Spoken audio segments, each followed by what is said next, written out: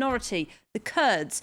For years, they were persecuted and oppressed, but since the war broke out in 2011, the Kurds have enjoyed a certain autonomy in the northeast region close to Turkey. Here you can see a map of where they are grouped around the region. This is so-called Kurdistan, around 20 million people here.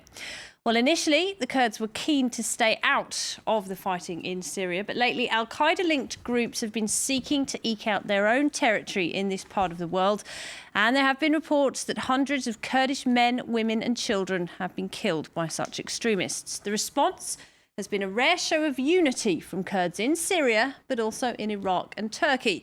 And for some, that's renewed age-old hopes and dreams of an autonomous Kurdish state. Well, joining me to discuss the fate of Syria's Kurds and the wider conflict, I'm joined by William Jordan. He's the former US State Department official who was stationed in Damascus. Good to see you again.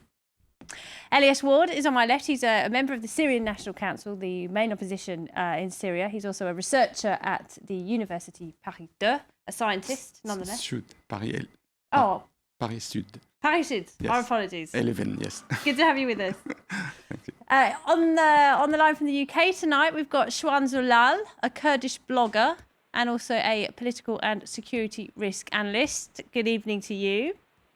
Barak Barfi is a research fellow at the New America Foundation and also an independent Middle East analyst. He joins us by satellite from Antakya in Turkey. And I understand you have plans to go into Syria soon for some undercover work. Can you hear us? That's not something we talk about on TV. Okay, my apologies. We'll leave that one alone. And I'm also joined by Majid Refizadeh, a Syrian-Iranian political analyst, regular contributor here on France 24, also a lecturer at Oxford University. He joins us tonight from Washington. Thank you for joining us as well. All right, let's get the discussions kicked off then. Now, I'd like to start with you, Elias Ward. How do you see the role of the Kurds in the Syrian conflict? Are they on the side of the opposition? Do they want to oust Bashar al-Assad? Where do they stand? Do you see them as allies? Yes, I think, yes, Syrian Kurdish are with Syrian people. I think in their most large majority, they are in the revolution. This is, I think it is a natural thing because their legitimate rights can't be fulfilled, satisfied outside the success of the Syrian revolution, which is for dignity and liberty and democracy. So you need them on your side? I think yes, of course, they are. All right. Well, let's put that to Shwan Zulal, joining us from the UK tonight. Are the Kurds on the side of the Syrian opposition, or are they just more interested in preserving their own autonomous regions?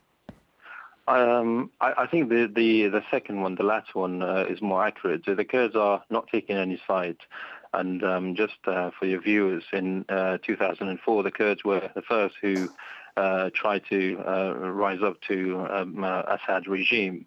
But what we've seen in the last 2 years since the Syrian revolution started, the Kurds were marginalized from the opposition, and the Kurds made a sort of a verbal deal, not binding in any way, with the regime in Syria that they're not going to fight them, and they're going to sort of preserve the areas and make sure that the fighting and the violence is not going to spread to the area.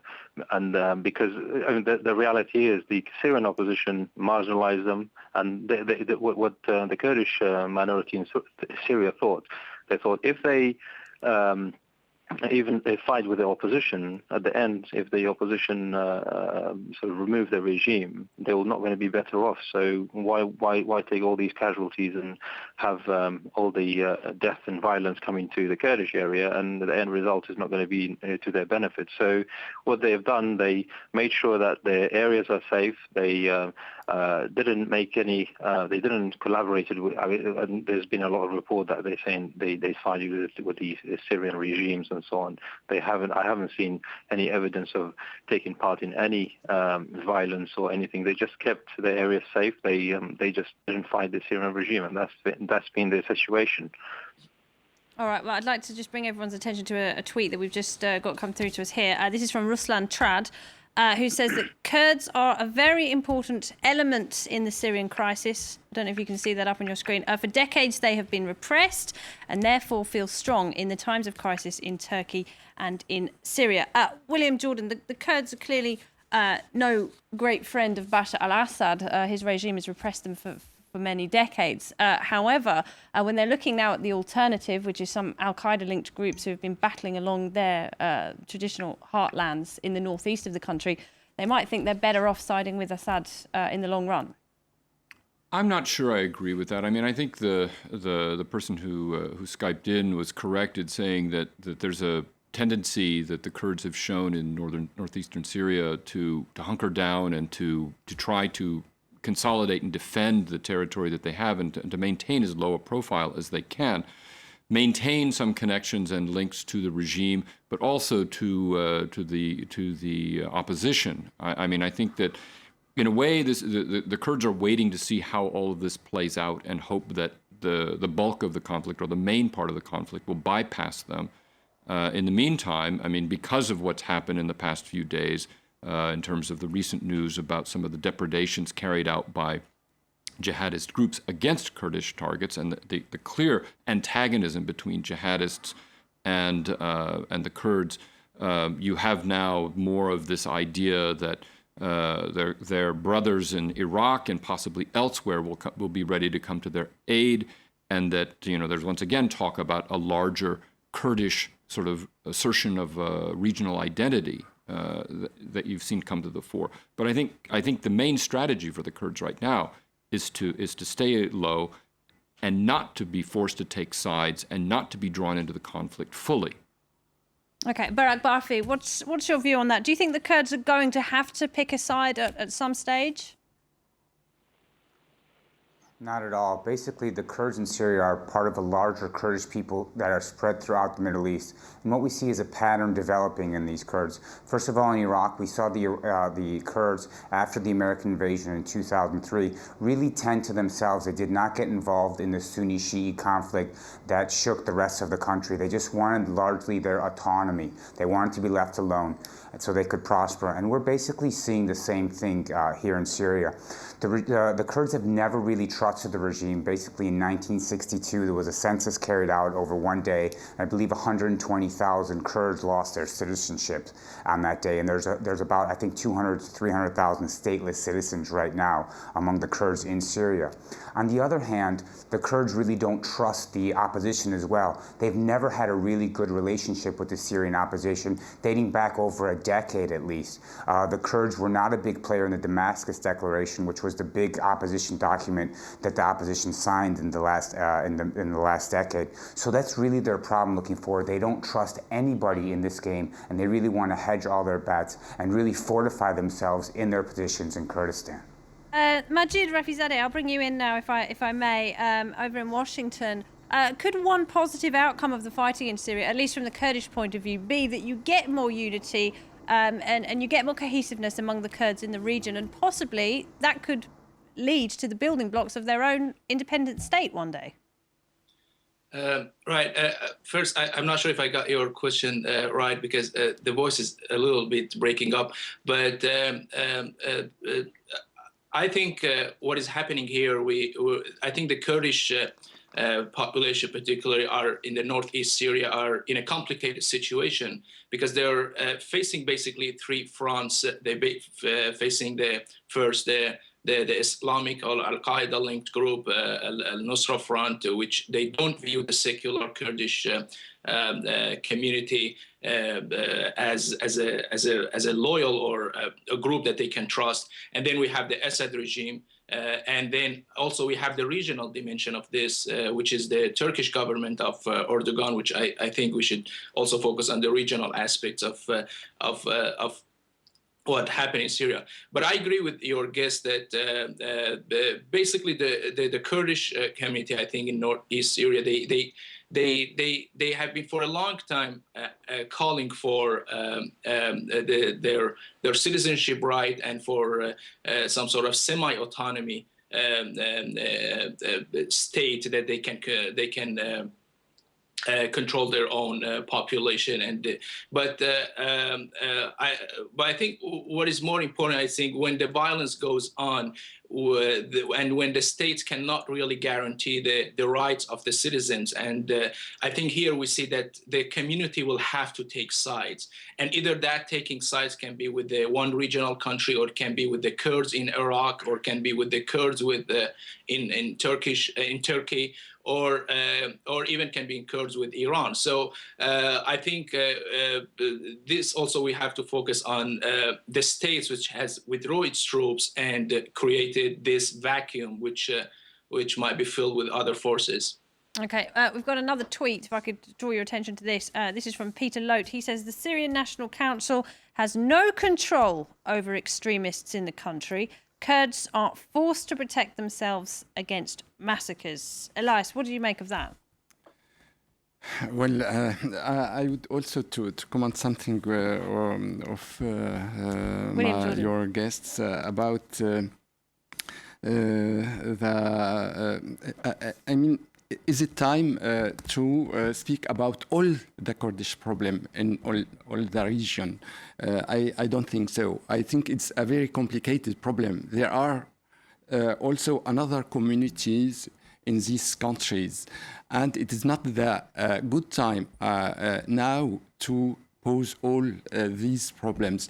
I mean, I think now the first and the most important thing is to resolve the Syrian problem, including, of course, the rights. I mean,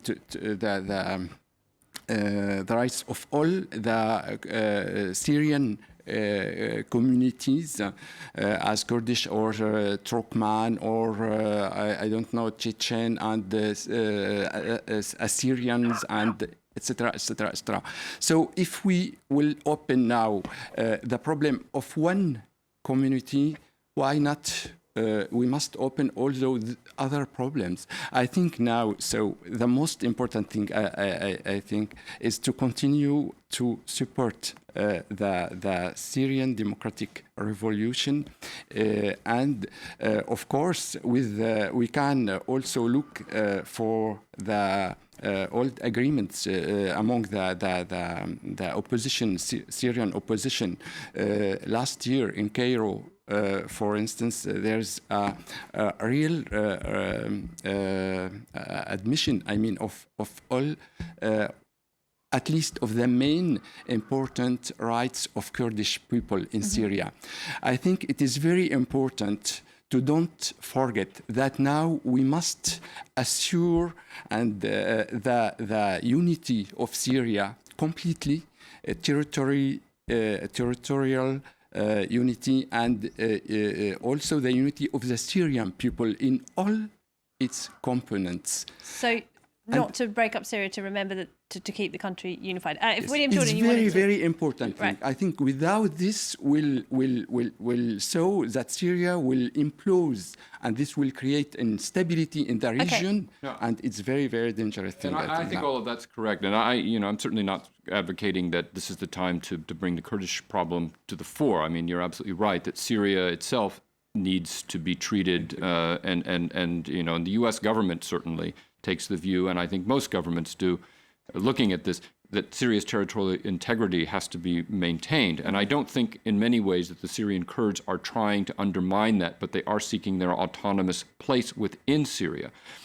However, the fact is that certain things may force the situation in the Kurdish part of Syria, in as much as my understanding is that there is supposed to be some sort of greater Kurdish regional council, that will bring in representatives from all over the area in Erbil, and you have